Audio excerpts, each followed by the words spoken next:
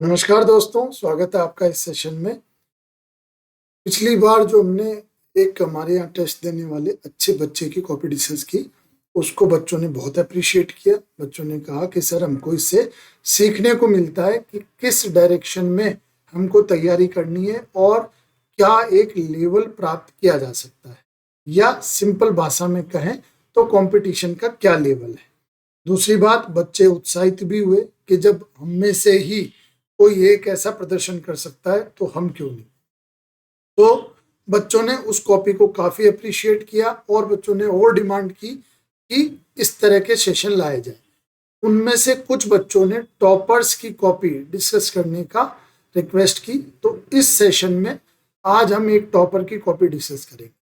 ठीक है, तो सीधे इस कॉपी पे आते हैं और हमारी आशा है, हम चाहते हैं कि आप इससे सीखें कि किस तरह की अप्रोच। देखो, ये तय है कि जितने टॉपर हैं सबकी अलग अलग अप्रोच है, सब अलग अपनी अप्रोच से टॉप किए हैं, पर हो सकता है इनमें से किसी से आपकी अप्रोच मिलती हो, या जो आप तैयारी कर रहे हैं उसमें जो डाउट है वो इनमें से किसी की कॉपी देखकर आपके डाउट दूर हो सकते हैं, या आपको एक दिशा मिल सकती है, आपको कॉन्फिडेंस आ सकता है कि इन्होंने ऐसा लिखा है, मैं भी लगभग ऐसा लिखती हूँ या लिखता हूँ, तो मैं भी पास हो सकता हूँ।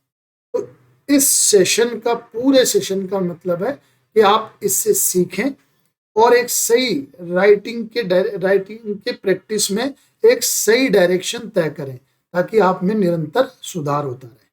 तो हम सीधे कॉपी पे आते हैं, देखते हैं हम इस कॉपी को। तो ये जो थर्ड टॉपर है उनकी कॉपी है, ठीक है।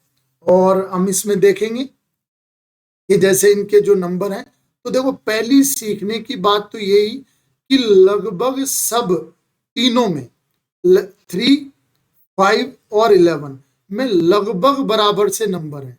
ऐसा नहीं है, जैसे मैंने कई बच्चों को देखा है जो यहाँ पर 40 प्लस लाने की फाइट मारते हैं।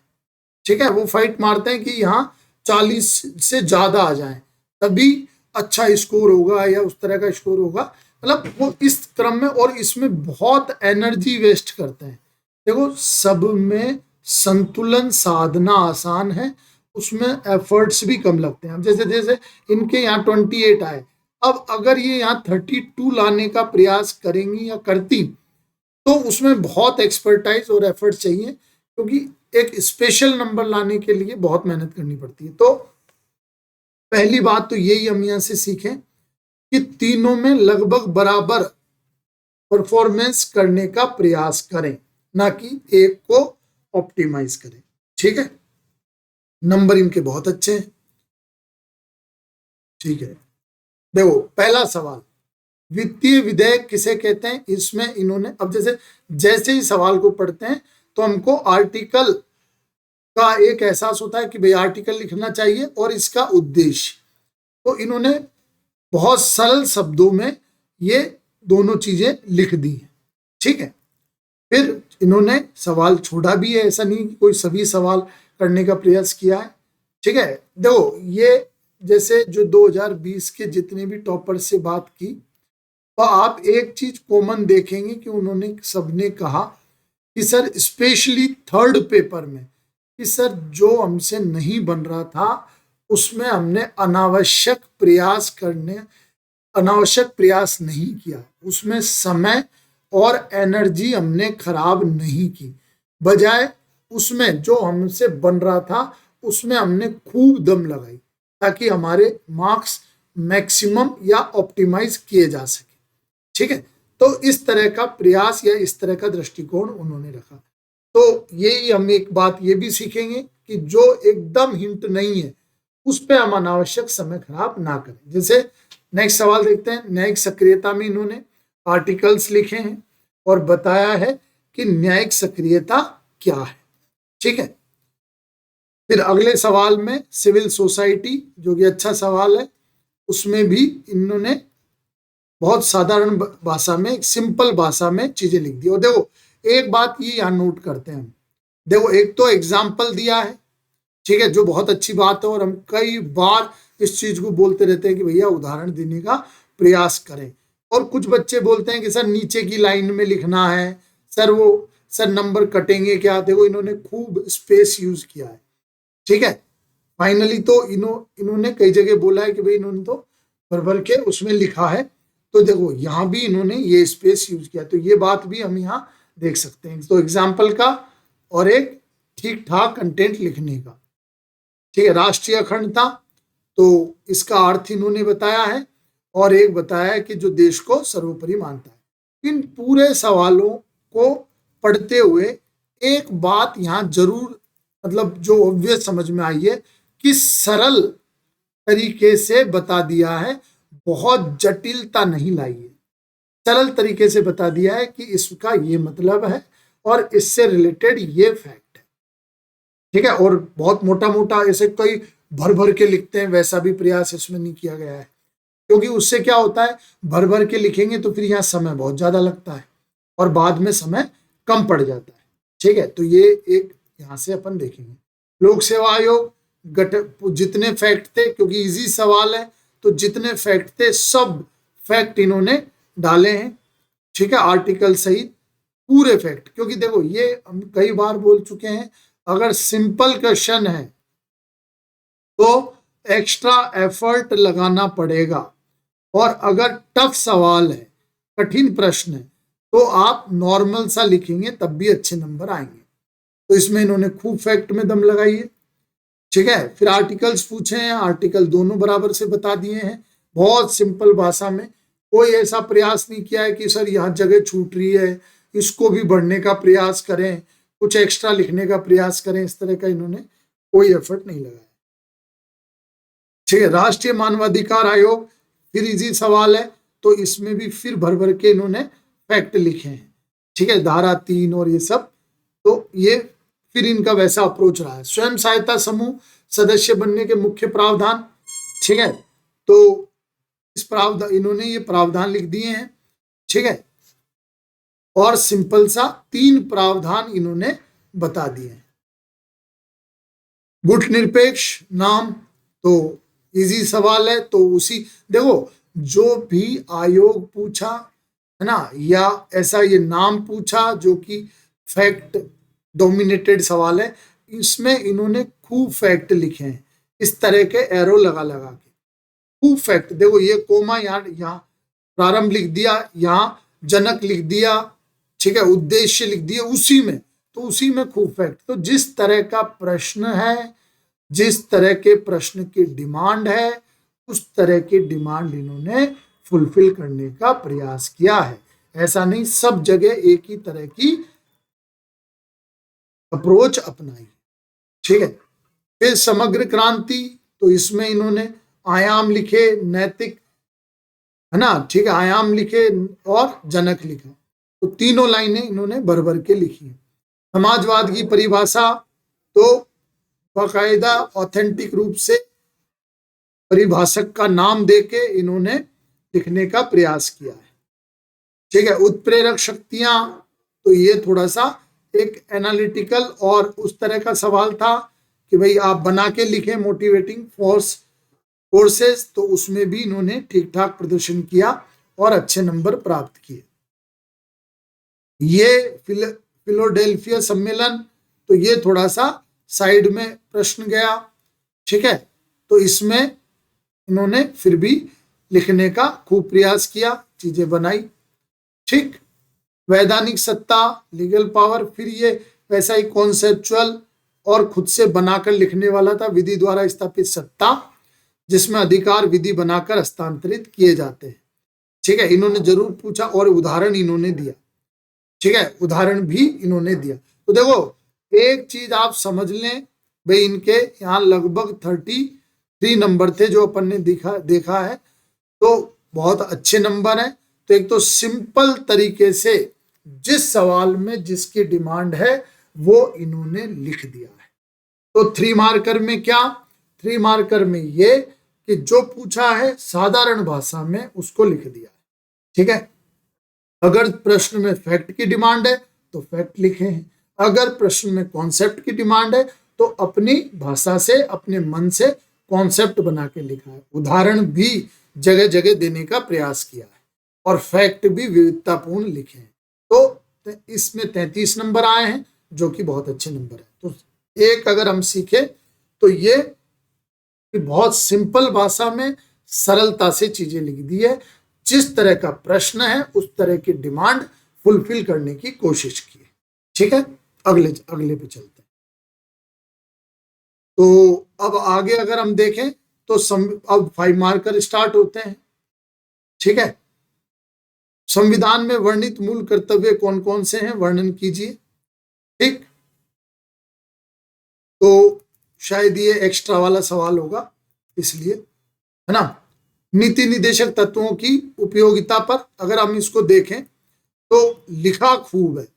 ये जैसे कुछ बच्चे यहाँ पर साइड में इस तरह की हेडिंग बना के लिखते हैं। अब ऐसा नहीं है कि इस तरह की हेडिंग बनाने से ही होगा, पर यह है कि ठीक है, इन्होंने क्या किया कि इनके पास कंटेंट खूब था, है ना। इनको पता था कि अपन को आर्टिकल भी लिखना है। कई बच्चे पूछते हैं सर अनुच्छेद ऐसे छोटे में लिख दें क्या, तो अब आप ही सोचो कितना पैथेटिक हो जाएगा, पूरा अनुच्छेद अनुच्छेद अनुच्छेद इस तरह का। तो इन्होंने शॉर्ट में और बढ़िया नंबर लिख के उनको लिखा है। तो इन्होंने, ये कोई तकनीक नहीं है कि भाई ये इन्होंने यहाँ साइड में प्रमुख कर्तव्य लिखे, ये कोई इनकी टेक्नोलॉजी नहीं, या इनकी कोई मेन मतलब एकदम सफलता का वो है, नहीं।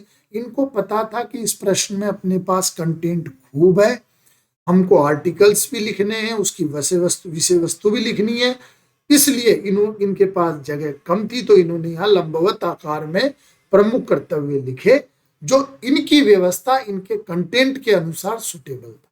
तो आप भी अपने कंटेंट के अपने पास, अब आपने ये ऐसे लंबा लिख दिया, ऐसा इनका तरीका अपना के ऐसा लंबा लिख दिया प्रमुख कर्तव्य, और यहाँ कॉपी पूरी खाली पड़ी है, तो उसका ऐसा ब्लाइंडली कॉपी का कोई मतलब नहीं है।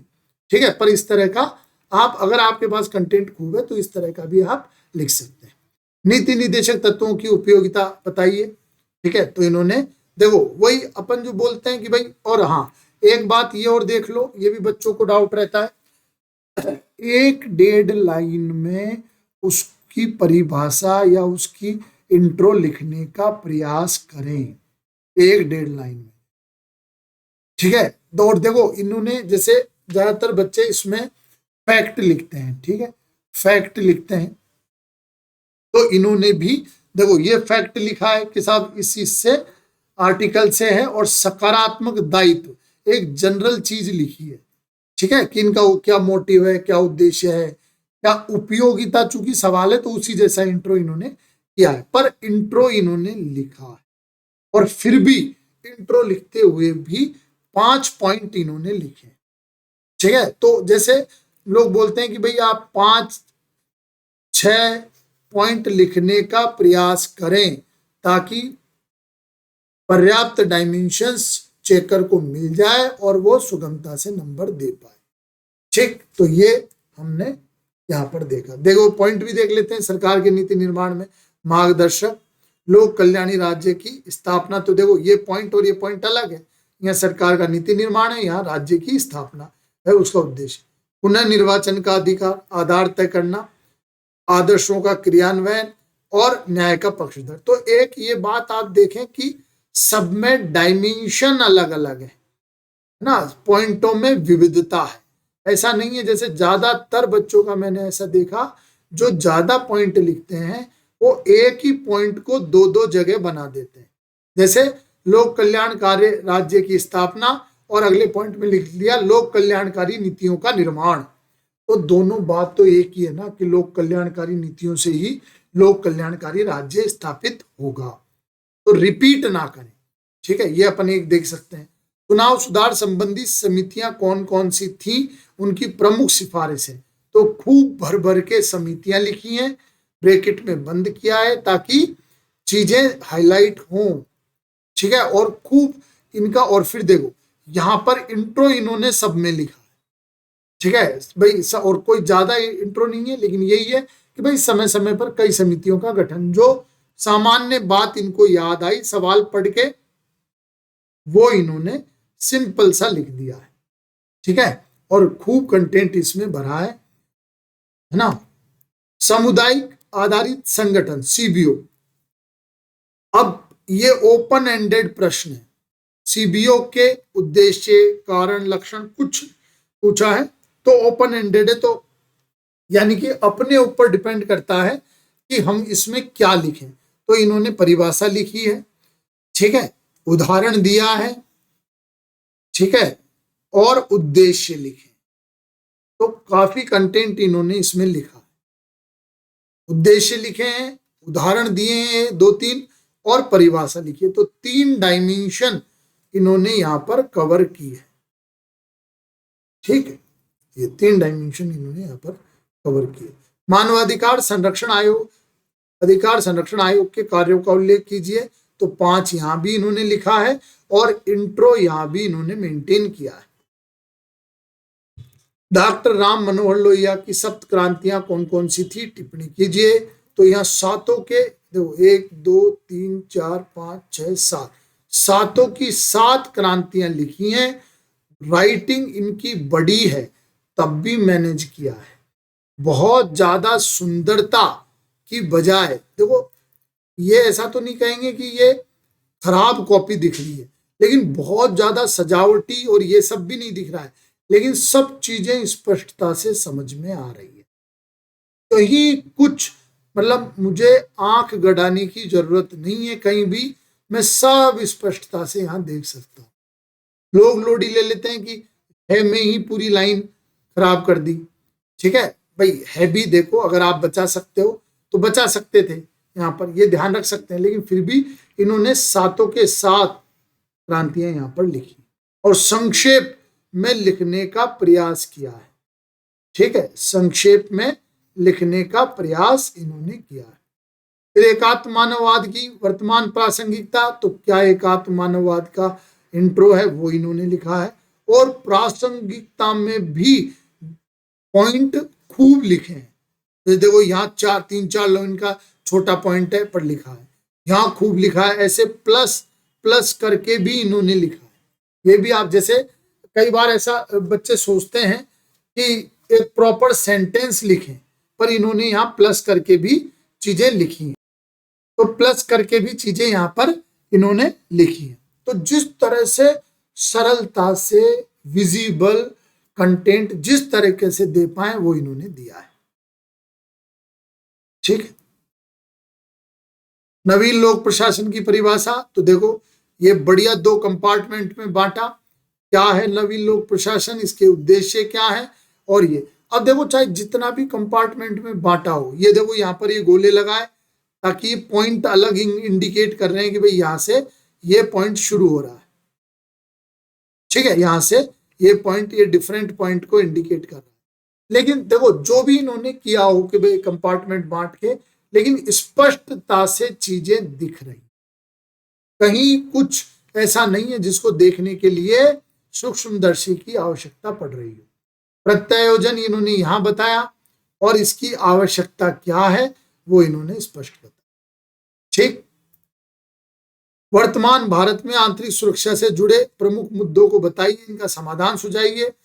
तो सीमा पर आतंकवाद, ठीक है, आंतरिक सुरक्षा के वर्तमान मुद्दे, सांप्रदायिकता, ठीक है, तो सीमा पार आतंकवाद, ठीक है, ये और पर्याप्त इन्होंने चीजें बताई है। देखो यहां लिखा भी है वर्तनी सुधारें, ठीक है, लेकिन फिर भी इनका रीडेबल है। देखो हम लोग तो चाहते ही हैं कि आपका अधिकतम अच्छे से अच्छा दिखे, ठीक है, लेकिन रीडेबल है।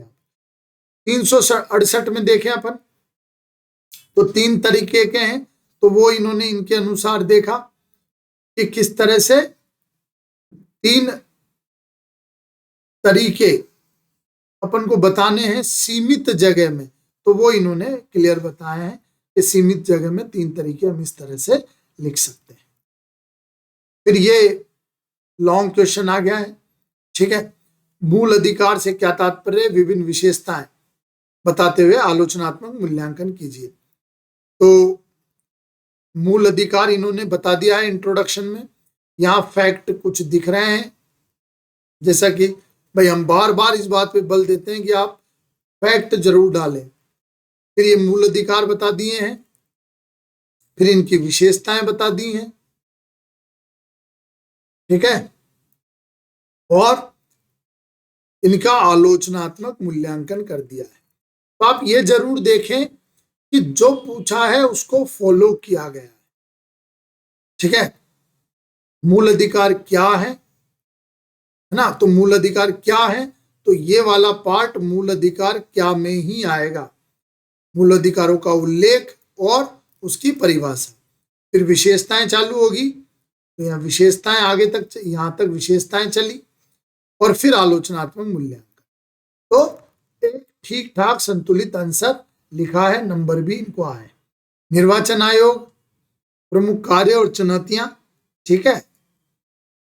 तो ये निर्वाचन का आयोग का इनका इंट्रोडक्शन, ये निर्वाचन आयोग का संगठन, गठन, मुख्यालय इन्होंने बोला। फिर यहाँ पर इन्होंने प्रमुख कार्य पे आ गए हैं, ये जैसा कि पूछा गया है, और यहाँ पर चुनौतियों पर आ गए, ठीक है, जैसा कि पूछा गया है, और पर्याप्त। और देखो यहां पॉजिटिव वे में ही इन्होंने एंड किया है, वन नेशन वन इलेक्शन। तो एक करंट का भी इनपुट यहां पर दिखता है। इसलिए ये बहुत जरूरी है कि हम करंट अफेयर से डेली अपडेटेड रहें, क्योंकि करंट अफेयर से हमको कुछ एक्स्ट्रा स्पेशल पॉइंट मिलते हैं जो हमारा आंसर दूसरों से अलग करता है।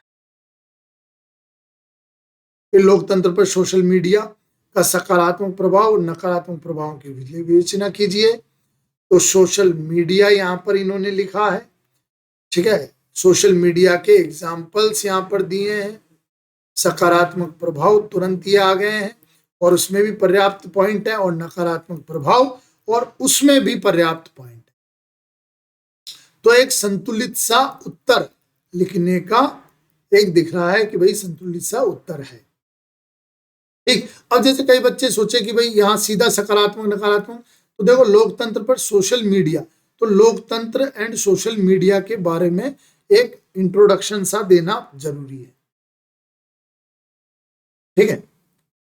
तो ये यहाँ पर सरदार वल्लभ भाई पटेल के सुधार व कार्यों का भारत के एकीकरण पर, तो यहाँ इन्होंने इंट्रो लिखा, ठीक है। कॉपी आप आसानी से वीडियो को पॉज करके देख सकते हैं। फिर कार्य लिखे, फिर इनका एकीकरण में भूमिका लिखी, और फिर इन्होंने ठीक ठाक कंक्लूजन सा लिखा। देखो कंक्लूजन यहां पढ़ लेते हैं। योगदान भारत को भारतीय संघ बनाने का रहा, आपके ही प्रयास से अखंड भारत का निर्माण हुआ, मौलिक अधिकार व मौलिक कर्तव्य संविधान में शामिल किए गए, सरकार ने आपके स्मारक में गुजरात। तो देखो हाल ही का जो करंट अफेयर है वो भी इन्होंने फैक्ट इसमें जोड़ा है। तो देख लो, आराम से रोक रोक के इनकी कॉपी पढ़ना। एक इस तरह का इनपुट दिखाई देता है कि इन्होंने कहीं ना कहीं उत्तर में करंट अफेयर को जोड़ना चाहा है, मतलब जहां भी स्कोप रहा है इन्होंने आंसर में करंट अफेयर को लाना चाहा है, ताकि एक अलग पॉइंट बन सके, एक कॉपी डिफरेंट दिख सके, आंसर डिफरेंट दिख सके, प्रभावी आंसर हो सके, और अपडेटेड की भी फील आए। तो देखो आप भी ये प्रयास करें कि current affair, related current affair की एक फैक्ट शीट सूची बनाते जाएं, और जहां भी उपयुक्त जगह मिले, अवसर मिले, वहां पर आप करंट अफेयर का उपयोग करें, ठीक है। तो चलते हैं आगे चलते हैं। लोक प्रशासन के विकास के विभिन्न चरण, उसके उद्देश्य, प्रभाव। तो यहां भी लोक प्रशासन के विभिन्न चरण जो पूछा है इन्होंने, उसमें चरण इन्होंने स्पष्टता से लिख दिए हैं। देखो सुंदर होना नहीं होना, लेकिन कॉपी आराम से रीडेबल है, पढ़ने में कोई दिक्कत नहीं है। प्रभाव, अब ये खूब डायमेंशन है, 1 2 3 4 5 6 डायमेंशन लिखी है प्रभाव में, ठीक है। तो ये ओवरऑल कॉपी है। मैं आशा करता हूं कि आप इससे इसको ध्यान से सुनेंगे और देखेंगे कि भाई आपकी सुटेबिलिटी इस कॉपी से कहाँ मैच करती है। आप आराम से इस कॉपी को देखें, उसको बहुत अच्छे से पढ़ें और एक पैटर्न जो लिखने का है उसको समझने का प्रयास करें। वो मोटी मोटी चीजें आप आपके भी आंसर में लाने का प्रयास करें, जैसे करंट अफेयर हो गया, जैसे सभी डायमेंशंस को तुलनात्मक रूप से या जितना डिमांड है उतना महत्व देना हो गया, ठीक है। फिर इंट्रोडक्शन पे विशेष बल, ठीक है। फिर स्पष्टता से चीजें दिखें, तो आंसर में स्पष्टता से दिखें कि ये चीजें पूछी गई थी, ये चीजें हमने लिखी। बस यही है। इसी तरह की आप बार बार लिखेंगे, एक निश्चित दिशा में लिखेंगे, तो आपकी कॉपी में भी समय के साथ सुधार होता रहेगा। Thank you very much.